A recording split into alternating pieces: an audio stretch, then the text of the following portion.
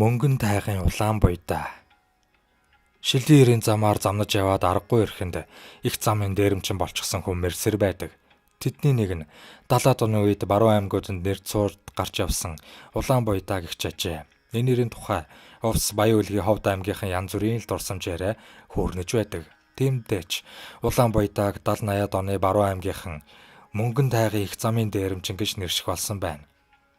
Алс тэртех баруун язгаарт Асхат хэмээх ертөнцийн орд байдаг. Гадаадынхан ялангуяа Оросууд Асхатын мөнгөний орд гэхээр нүдэн сэргээд ирдэг.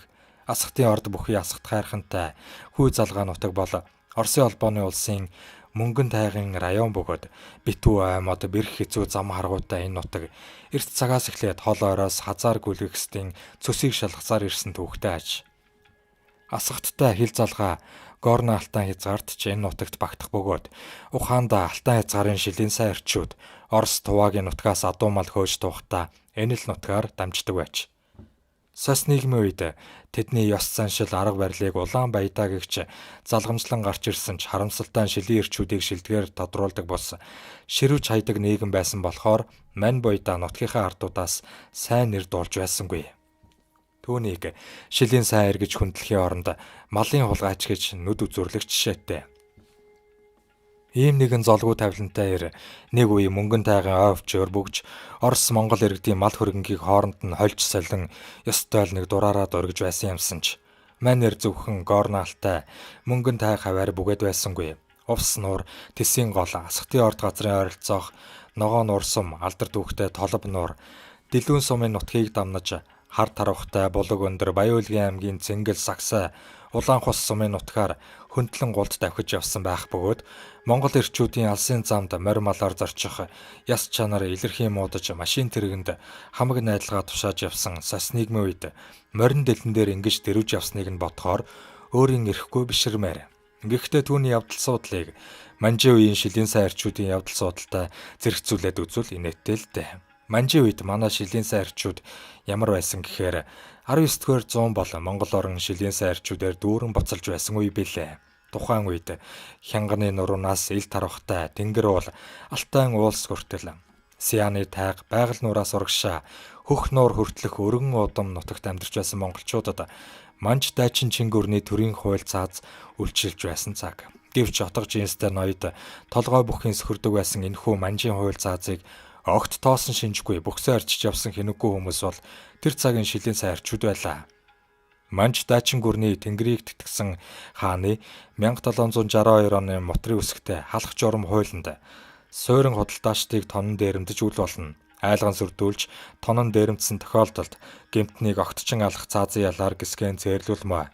Нүүдэлчин иргэдийн өмч болох мал сүргээс хулгайлан завссан этгээдийг хугацаагүй цэргийн албанд цөлөх, гар хөлийг нь завчин мухарлах, хулгай эргээ дахин давтан үйлдвэл эзгүй цүлд ширлэж алах ялаар шийтгмөө гэж заасан байдгаас үзэхэд манжийн хууль нилээдгүй хатуу чанга байсан нь ойлгогдно.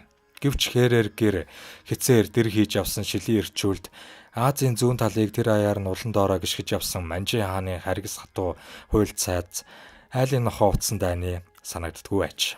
Шилийн эрчүүд хөх нураас таг нурайхан хязгаар хүртэл хянганы нуруунаас тэнгэр уул ил тарвахтай хүртэлх өргөн уудам нутгийг агтны туурайгаар тамгалж хөлгийн сайныг шилж унан дур зоргоороо чигүүрлэн нисч явсан байдаг. Тэр үед Монголын зүүн хязгаарт Торой банд тэргүүтэй шилийн эрчүүд Дарганга нутгийг агтны туурайгаар тамгалаа зогсохгүй. Урагшаа өвөрлөгч 49 хошууг нэлэнхүүд нь гүйцээдэг байсныг бодохоор үнэхээр бахархмаар. Гэвч энэ нь Чингисийн байлдан дагууллын хажууд бас юу жишээ. Тэр үед Дэлүүн болдгоос Самарканд орох нь жирэмсэн эмийн шейх газар байсан гэдэл бодчих. Ингээд бодохоор дэлхийн талыг агтны туурайгаар тамгалж явсан эртний монголчуудыг бишрэхгүй байхын аргагүй. Тэглээч Увс Баян Улгийн аймгийн нутгаар хөндлөн голд давхиж явсан улаан буйдааг нэг их доош нь хийх шаардлагагүй л дээ. Яагад гэвэл манер орчин үеийн Монгол эрсийн яс чанарыг баруун аймгийнханд хангалттай мэдрүүлсэн байдаг. Даанч сүултээ их замын дээрэмчин болж хувирсан нэг тиймэрхүү. Гэхдээ Оросууд болон туваачууд өөрсдөө түүний дургыг хүргэж байгаад дийлдэшгүй дайсантай болоод авсан байдаг. Нэг удаа улаан буйдаа говьлтаагаас хэдэн адуу хөөж яваад Орос туваа нээлсэн дөрөв нөхөрт баригдчихсан юм байх. Тэд түүнийг нэвширтэл зодож нүцсний эцэст амьдаар нохоо шувууны хоол болгохоор хүн амтангүй битүү өвчөд модноос хүлж орхиод явчихсан байгаа юм. Энэ нь дэндүү хүн чанаргүй үйлдэл байлаа. Тэглээч улаан буйдаагийн амьд явах хоногийн тоон арай дуусах болоогүй байсан ч юм уу түүнд гинти аз таарсан гэдэг. Адуу малаа хайж явсан нэг өвгөн тааралдаагүй бол манер Орос туваа нарын сэтгснээр нохоо шувууны хоол болох байж. Энэ цагаас эхлээд буйдаа цусан өшөө зангитна гэдэг шиг л Орос туваачуудыг үзэж чадхаа байсан байна. Гэхдээ тэр цусан өшөө авах маягаар хүний аим хөнөөж явсангүй. Зам зурд таарлцсан Орос туваа нарыг дээрэмдэх тэдний эд зүйлсийг хулгайлах маягаар занимаалтаж байгаад л мөнгөн тайгын их замын дээрэмчин хэмээх нэр хож зүүх болжээ. Буйдаа багада жирийн л малчтны гэрт өсч торинсон, харин мэдээ орсон цагаас эхлээд сургуулиас болтож багшаас баашилж холдсон сурлаг номдоо маруухан хүүхэд байж. Түүнийг баг байхад хөдөө сумдын 10 жилийн сургуулийн хүүхдүүд анги танхимаа орхиод хөдөө гэрлүүгөө орохдог үзэгдэл элбэг байж. Буйдааг 4-р ангид сурж байх үед гэр нь байрмын даваа 7 толгой хэмээх газар нутгалдаг байсан бөгөөд сумын төвөөс явган нүцгэн гарсан бага насны хүүхдэд 100 гаруй километр явж гэр орондоо 9 минут очно гэдэг бардаг ажил давдаг даваа биш ажээ. Тэглээч улаан буйдаа яаж игээд харьцдаг байж. Бусдын чөдрийн морийг хулгайлаад чөдөр аргамжаар ноосрлоод л хөл залгачдаг байсан нь түүнийг хар багасаа хээрээр гэр хэцээр дэр хийж явах одон төрсөн болохыг илтгэн.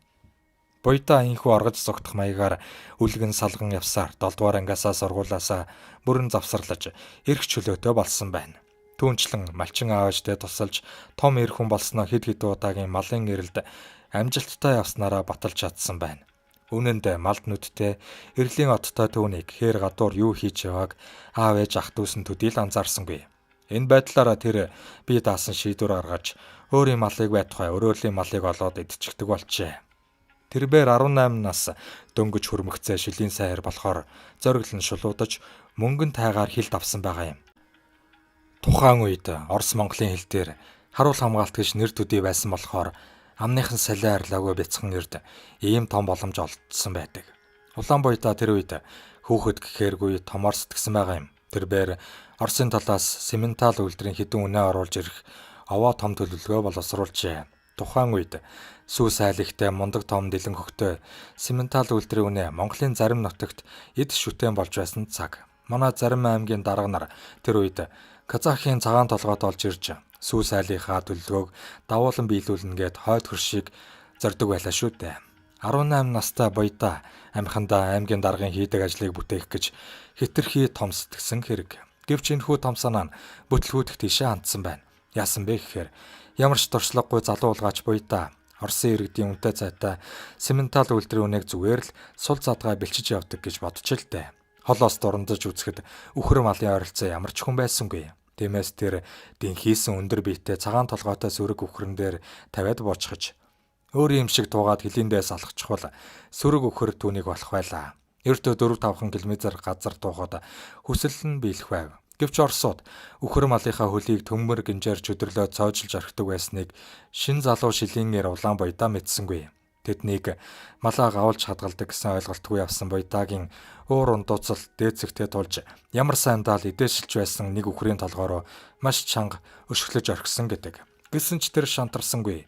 Үхрэл малаа хүртэл гавуулж гяндалдаг Орос тосгоныхонд ихэд дург нь хүрсэн тэрбээр энэ муу хитэн атсхийг чинь авахтаал нэг авандаа хэмээн шүд 100 занаж байсаар нэгэн арга сүүгчилжээ. Тэгээд мөнөөх дургууг нь хөргсөн Орос тосгоныхныг үнээгүй болгохоор хэдэн өдрийн турш холоос дурандсан байна. Тэгтэл нэг орой хамтралынхан Сементал үйлдвэрийн үхрнүүдийнхээ гав гинжийг тайлж хашаанд нь оруулаад найрлаж гархан тэр тосгон руу хитрхи ойртож очсон буйдаад баян хуур хөгжмийн дуу тэп тап хийтэл бүжиглэх чимээ сүрхий чангаар сонсогдож байлаа. Хэрвээ бүтлгүүдэд буцаж зугтлаа гэж бодоход нуугдах бартаатай газар морио үйж орхисон дээр гэж буйдаа агшин зур сэтгээд авсан байгаа юм. Тэгээд тэр том болгоомжтой явсаар ухаан жолоогүй найрлаж байсан хүмүүсийн хажуухан талд ирээд нэгэн дүнзэн байшингийн араас бүхнийг толдонгоо социализмыг ингэж л байгуулдаг юм байх та гэж шивнж байсан гэдэг. Эр эмнэлсэн 10 гаруй хүн уус архиндаа мансуураад эд божигнаач байх бөгөөд сүүлдээ зарим нь зогсоо заагүй бүжиг таанц хийснээс болоод хоёр хилэн дайвалцаад суудал дээр лаг хийтэл очоод өгөх нь харагджээ. Төдөлгүй бүрэнхий болсноор найрлаж буй хүмүүс дотор эрүүл ухаантай хүн үлдсэнгүй. Чухам энэ үед улаан буйдаа үхрийн хашаанд явж ороод 20 гаруй сементал үхрийг хашаанаас зугуухан хөөж гарган өмнө зүгийг чиглүүлж орхиод эзэнгүй байсан нэг байшинд орж галт тогооны өрөөнөөс нь идэж уух юм авч өөртлөөд үүдний өрөөний ханд байсан 2 амтаа шувууны бууг авч үрсэн байна. Хэрвээ хойноос нь хүмүүс хөөвөл өөдөөс нь буу тавих гэж тэр. Тэгээд маннэр урагшсан зүглүүлж орхисон хэдэн үхрээ туугаад хөдөлжээ. Гэвч шөнийн цагаар бэлчээрт явж сураагүй үхрүүд эргэж хашаа сарвч руугаа гүйлдээд байж. Тэглээч шилийн улгааж болох гэж нөр их хүчээр зүтгэл гаргаж үүний төлөө цуцталтгүй тэмцсэн улаан буйдаа тэдгээр үхрийг яаж ийгээд мөнгөн тайг руу оруулж дөнгөсөн байгаа юм.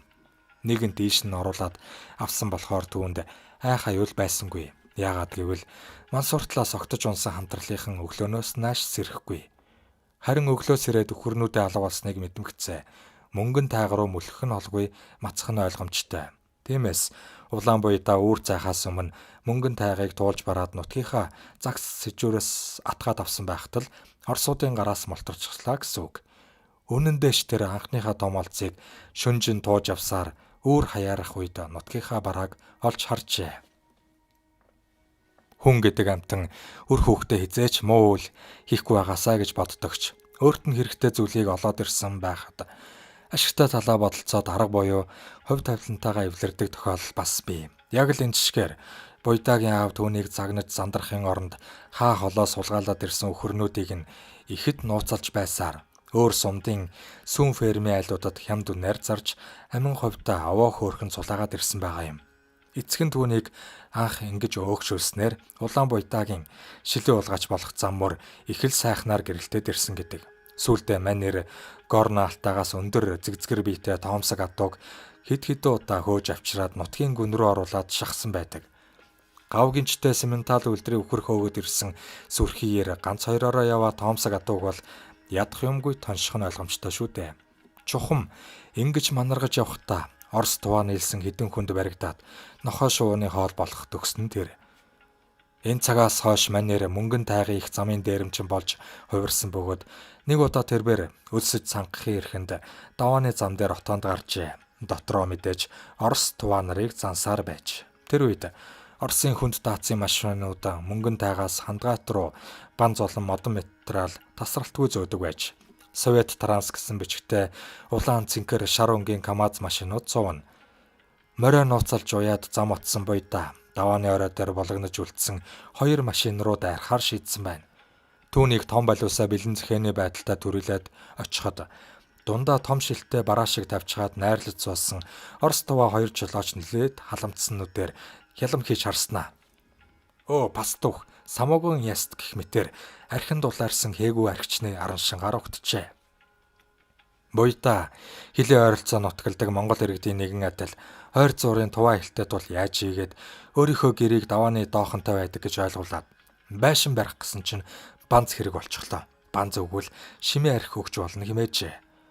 Хариугүй архиа дуусгах гэж байсан 2 уухантаас машинаас асан байна. Буйдаа туваа жолоочийн машинд суусан бөгөөд аз болоход Орос жолооч нь төрүүлээд хөдөлсөн байна.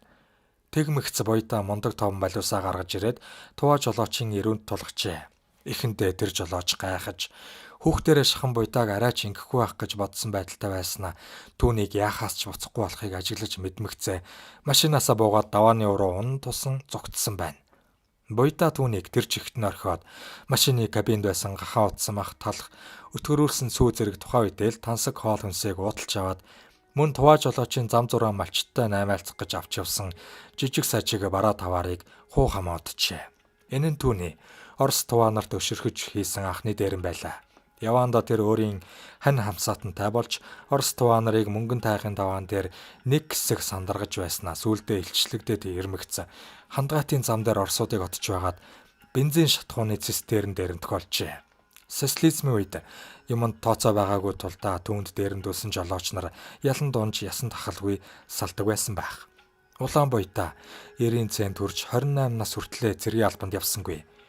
Эрлэгийн данснаас хасагдсан гэдэг шиг төрийн данснаас хасагдсан тэр байр сүултээ мөнгөн тайг горно алтай хаваар дураараа дөрөх боломжгүй болсон тул увс нуур, тисийн гол, толб нуур, Хар тархтай, булаг өндөр, Баян-Улгийн аймгийн Цэнгэл, Сагсай, Улаанхус сумын нутгаар хөндлөн голд давхих болсон гэдэг үлээ. Хамгийн сүүлд тэрбээр нэгэн Туваа хоёрын тархийг хах зөксөн хэрэгээр шоронд ороод л сураг алдарсан гэдэг. Гол нь Туваа хоёр дээр биш байсан бөгөөд цагдаа нарын гарт баригдсан нь энэ байлаа. Тэрнээс биш улаан буяатаа 18 настайгаас эхлээд шоронд орж шонд өлгүүлэхүүц эсэн босын хэрэг зөндөөнийг үйлдэж байсан хүн аж. Энгийн амьдрал энэ төр гэж бодож санах юмгүй. Чухам юуны төлөө хулгайж яах гэж зам гудас дээрэм тонол үүсгэж явсныг нь бодохоор гайхмаар. Зарим хүнд хээрээр гэр хизээр дэр хийж явах төрөлхийн дур сонирхол гэж байдаг бололтой. Хэрвээ улаан буяатаа өнөө цагт дээрх шиг манаргаж явсан бол увс завхны хойд чиглэлийн сумдын малчтыг атхандаа авч айлган сүрдүүлээд мал сүргийг нь улаан цагаан дээрэмдэд байгаа навшийн Туваа нартай нилээд үзэлцэх байсан болов. Ийм нэгэн тэсгэлгүй хулгайч тэрслүүэр хасаг Туваа орсгүй айлгаж ичээж явсан хачин түүх бас байх юм. Ямар сайн дал түүнд дээрэмдүүлж тонуулсан Орос Туваа нар буяатаа гэдэг тэр сайн эрийг ялах ганцхан юм би. Тэр бол цаг хугацаа. Насны эцэстээ энэ хүн амьдралын шаргал тоосон дээр далаараа цэвэр тавиулна гэж ёжлдог байж. Ёстой л аргаа барсан хүмүүсийн үгтэй.